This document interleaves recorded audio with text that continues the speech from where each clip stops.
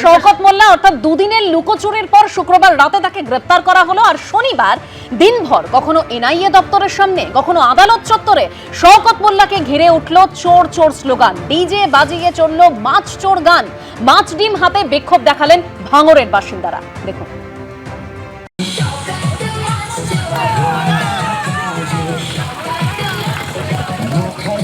DJ বাজিয়ে নাচ, হাতে ডিম মাছ, সেই সঙ্গে দফায় দফায় চোর স্লোগান।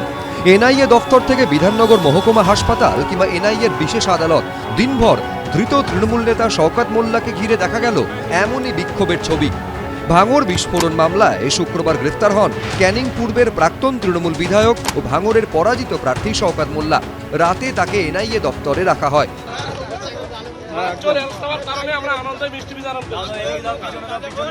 শনিবার সকালে নিউ টাউনে এনআইএ দপ্তরের বাইরে ভিড় করেন ভাঙড়ের বাসিন্দাদের একাংশ। কারুর হাতে ছিল ডিম, কারুর হাতে ছিল মাছ, সঙ্গে ডিজেতে বাজানো হয় মাছ চোর গান। মাচ্চর মাচ্চর বলে কিন্তু এখানে ভাঙড়ের বাসিন্দারা তারা একত্রিত হয়ে এভাবেই গান গাইছেন এবং তারা সাথে সাউন্ড সিস্টেমও নিয়ে এসছেন। হাতে কিন্তু অনেকের হাতেই কিন্তু মাছ রয়েছে এবং হাতে ডিমও পর্যন্ত রয়েছে। ডিম মাছ নিয়ে কিন্তু তারা চলে এসেছেন। ওই মাছগুলোকে তো ওরা মাছ খেতে পারবে না, তাকে তো চুরি করে কিন্তু ওই জন্য আমরা পয়সা দিয়ে কিনেও কিন্তু মাছ খাওয়াতে। ডিম মাছ শওকত মোল্লা মানে ক্যানিংয়ে মাছ চুরিতে একটা রেকর্ড আছে। তো আজকে সেই সূত্রে শওকত মোল্লা যে কোটি কোটি টাকার মালিক হলো, সেটা কোথা থেকে হলো? এনআইএর বিশেষ আদালতে শওকত মোল্লাকে নিয়ে আসার আগে বিক্ষোভ দেখান বিজেপি কর্মীরা। জীবনতলা থেকে যারা বিজেপি কর্মী বা যারা দীর্ঘদিন ধরে অত্যাচারিত, তারা কিন্তু এখানে এসেছেন। হাজার হাজার মানুষদেরকে এই শওকত মোল্লা আর খুন করেছিল, ঘরবাড়ি লুটপাট করেছিল।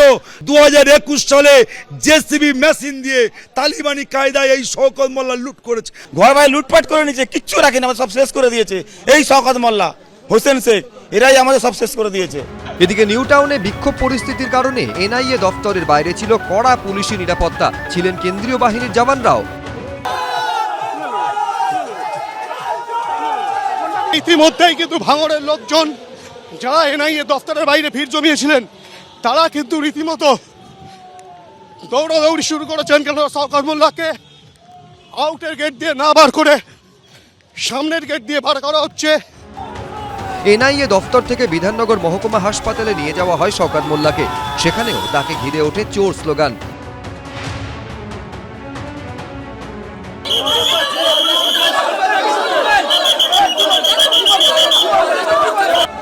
এরপর ব্যাংশাল আদালতে এনআইএর স্পেশাল কোর্টে ঢোকানোর সময় চোর স্লোগানের পাশাপাশি শওকত মোল্লাকে লক্ষ্য করে ছোড়া হয় জলের বোতল।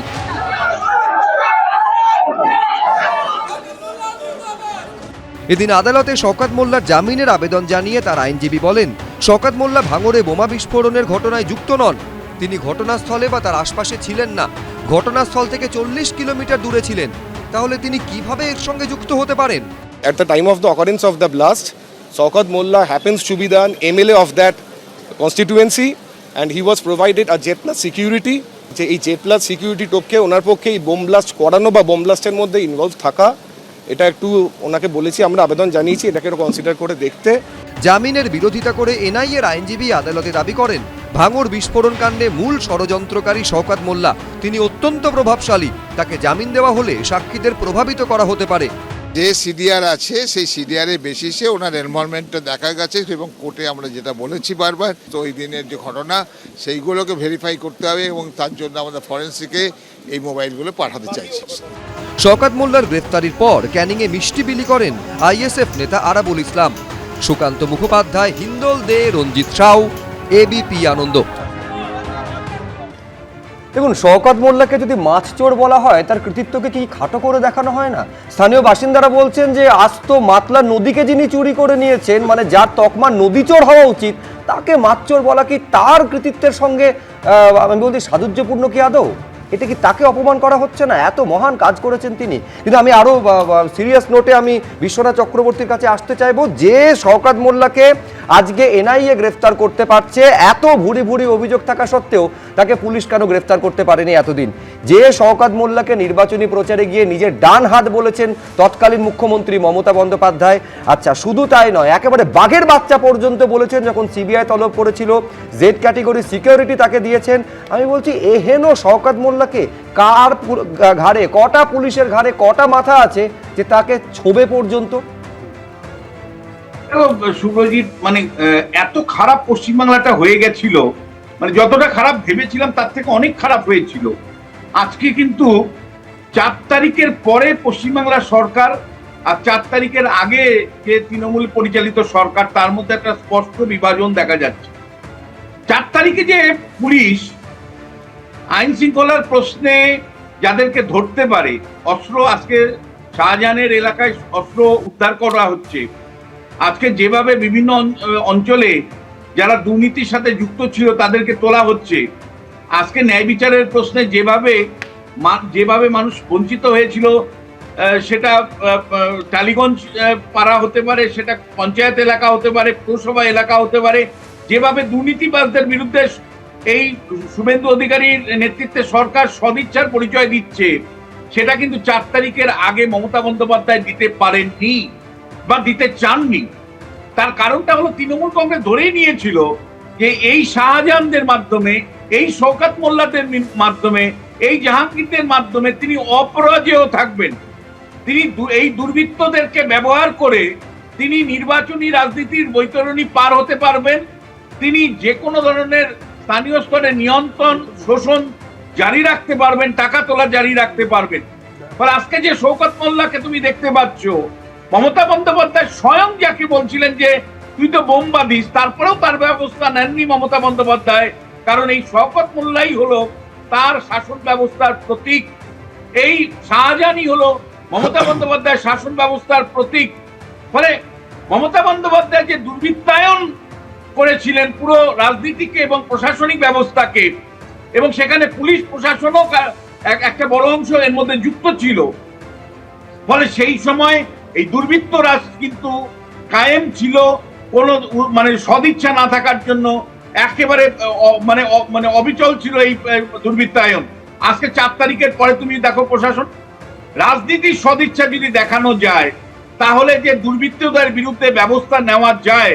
শুভেন্দু অধিকারী সরকার তো অন্তত 1 মাসের যে পারফরমেন্স, সেই পারফরমেন্স পরিষ্কার বলে দিচ্ছে যে মমতা বন্দ্যোপাধ্যায়ের সরকারের দৃষ্টিভঙ্গি কি ছিল আর আজকে সরকারের দৃষ্টিভঙ্গি কি হলো। আজকে সরকার তো জিরো টলারেন্স অবস্থান নিচ্ছে। পরিষ্কার তৃণমূল কংগ্রেসের শাসনকালে যারা দুর্বৃত্ত ছিল, সে যে দলেরই দুর্বৃত্ত হোক, তাদেরকে পরিষ্কার আইনের কাঠগড়ায় দাঁড় করাচ্ছে। এবং আজকে এনআইএ কোথাও রাজ্য পুলিশ তারা কিন্তু, এবং কোথাও এসআইটি, তারা কিন্তু উদ্যোগ নিয়ে এই সমস্ত রাজনৈতিক দুর্বৃত্তদেরকে ধরছে। এবং এই রাজনৈতিক দুর্বৃত্তদের মাথা কিন্তু মমতা বন্দ্যোপাধ্যায় ছিলেন। কারণ দিনের পর দিন যখন আমরা স্টুডিওতে এই শওকত মোল্লার অত্যাচার নিয়ে কথা বলেছি, তোলাবাজি নিয়ে কথা বলেছি, বোমাবাজি নিয়ে কথা বলেছি, ভোট লুট নিয়ে কথা বলেছি, মমতা বন্দ্যোপাধ্যায় চুপ ছিলেন না, উৎসাহিত করেছেন। এমনকি এইবারের নির্বাচনে গিয়েও তিনি বলেছেন যে শওকতের থেকে নিরাপত্তা ওরা নিয়ে যাচ্ছে, আমি আমার সিকিউরিটি দিয়ে দিচ্ছি।